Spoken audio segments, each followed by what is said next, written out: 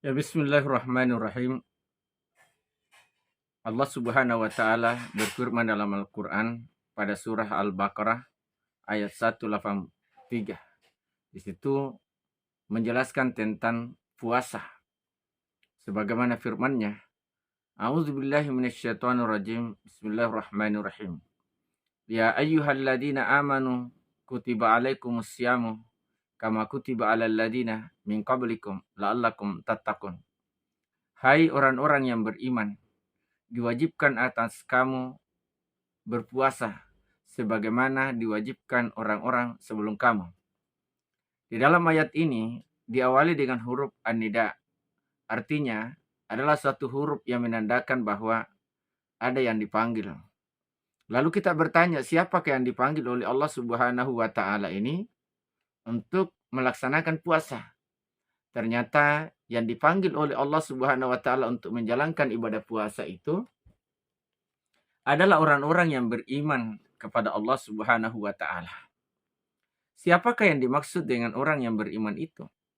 Orang yang beriman yang dimaksudkan adalah yang dijelaskan dalam hadis nomor 8 di kitab Sahih Muslim.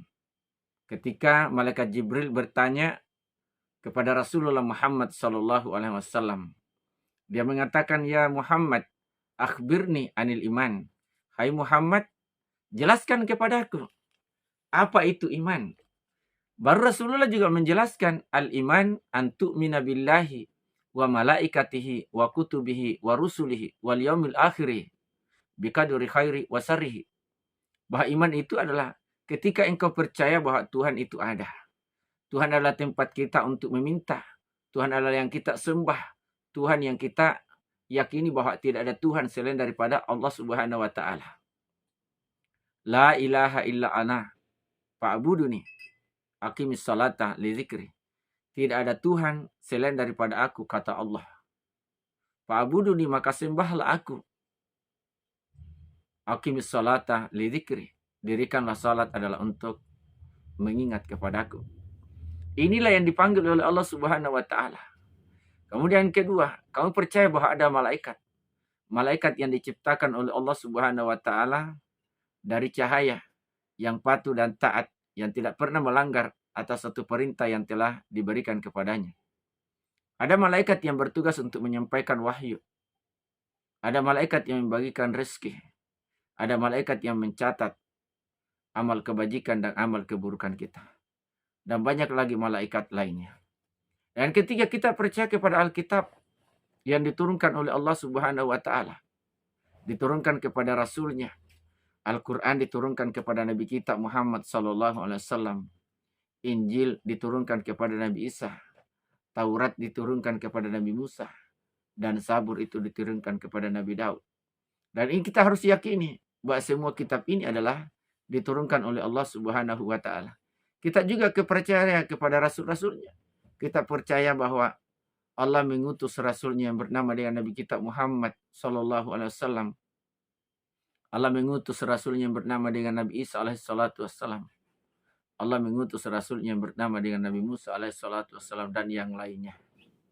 Dan keempat adalah kita percaya juga bahwa ada dikatakan dengan hari kemudian, hari pembalasan, di mana kita akan diberikan balasan nanti di hari kemudian setiap amalan yang kita lakukan selama kita hidup di dunia. Namun di akhirnya rukun iman yang keenam itu adalah kita percaya adanya takdir baik dan takdir buruk yang kita jalani dalam kehidupan di dunia ini. Inilah yang dipanggil oleh Allah Subhanahu wa taala. Ya ayyuhalladzina amanu kutiba alaikumusyamu. Hai orang-orang yang beriman, diwajibkan atas kamu untuk melaksanakan puasa. Maka kita berpuasa dengan menahan lapar dan dahaga di waktu siang itu. Mulai daripada fajar sampai dengan tenggelamnya matahari atau masuk waktu maghrib itu. Dan ini di sini kita harus memelihara puasa kita. Jangan kita mengurangi nilai puasa. Jangan kita mengurangi kualitas puasa kita karena kita berdusta. Jangan kita mengurangi daripada nilai puasa kita karena kita bersaksi palsu.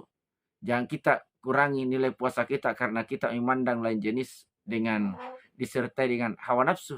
Jangan pula kita mengadu domba ataupun itu ghibah dan lain sebagainya. Puasa ini kita harus betul-betul jaga. Karena di akhir daripada puasa itu kita akan mendapatkan suatu predikat yang disebut dengan takwa kepada Allah Subhanahu wa taala. Saya kira itu saja. Assalamualaikum warahmatullahi wabarakatuh.